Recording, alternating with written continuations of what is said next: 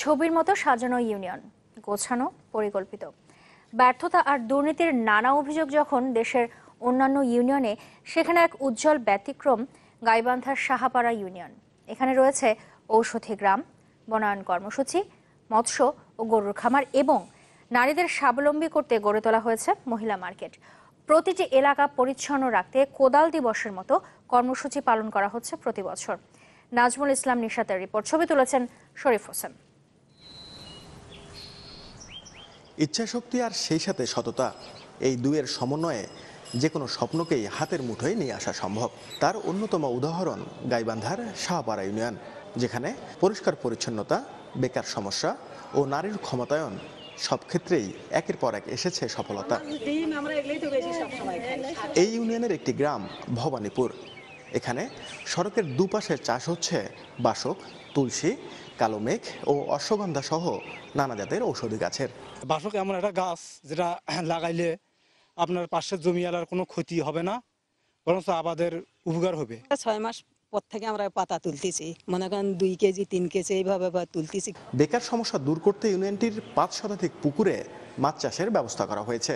পাশাপাশি 2000 পরিবারকে বিভিন্ন সমিতির আওতায় নিয়ে করা হয়েছে বনায়ন প্রকল্প। এটা একটা চুক্তিপত্র করছি, মেয়াদ শেষ হয়ে যায় তখন আমরা প্রথম পর্যায়ে গাছগুলি বিক্রি করি। বিক্রি করার পরে আবার যে আমরা পাশাপাশি আবার ছোট ছোট আবার চারা আবার রোপণ করি। নারীদের উন্নয়নের জন্য রয়েছে 20টি সমিতি, যেখানে হাতে কলমে বিভিন্ন প্রশিক্ষণ দেওয়া হচ্ছে বেকারদের। তাদের জন্য আলাদা মার্কেটও গড়ে তোলা হয়েছে। ঈদের সময় হয় 3-4 হাজার করিয়ে, আর এমনিতে হয় 1000-1500। আগে খালি পুরুষের ইনকাম দিয়ে সংসার চলতো, টানাটানির মধ্যে ছিল, এখন সচ্ছল। এছাড়াও প্রতি বছর 12 জানুয়ারি সাহাপাড়া ইউনিয়নের মানুষ পালন করেন কোদাল দিবস। প্রত্যয় পরিচ্ছন্ন রাখতে হবে নিজের এলাকা। এভাবেই গত 25 বছরে শিক্ষা, স্বাস্থ্য, স্যানিটেশন, বনায়ন, কৃষি এবং যোগাযোগ ব্যবস্থার ব্যাপক পরিবর্তন এসেছে ইউনিয়নটিতে।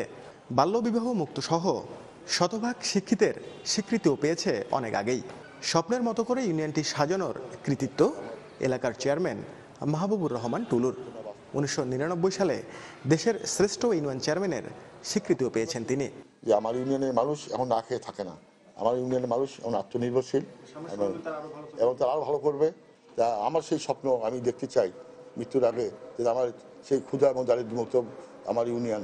আন্তর্জাতিক স্থানীয় সরকার সংস্থায় ভোটাধিকার অর্জনকারী দেশের প্রথম ব্যক্তিও মাহবুবুর রহমান টুলু। নাজমুল ইসলাম নিশাত, চ্যানেল 24।